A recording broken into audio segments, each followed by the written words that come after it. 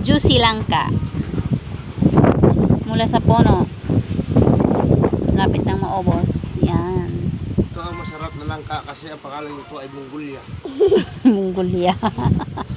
Mongolia na langka daw. Sa akin nga tawag ko Del Monte. Ayan, oh, 'di ba? Masarap 'to ilagay sa turon, sa bilo-bilo. Higit sa lahat, masarap gawing ice cream, lalo na sa ngayong panahon na tag-init. Mayroon lang tayong blender, lagyan na natin ng Nestle cream, condensed milk, konting donor. At kahit ano na gusto ninyo, ilagay sa freezer and later on, pwede nang kainin. Ito ang jackfruit ice cream.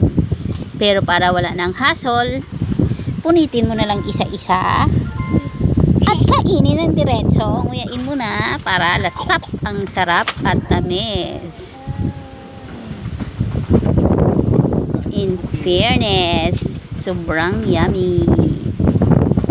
Ito ang pagkain daw sa bukid. Pwede naman yatang tumubo ang langka kahit hindi sa bukid. Ayan guys, ang sarap-sarap. So, till the next video.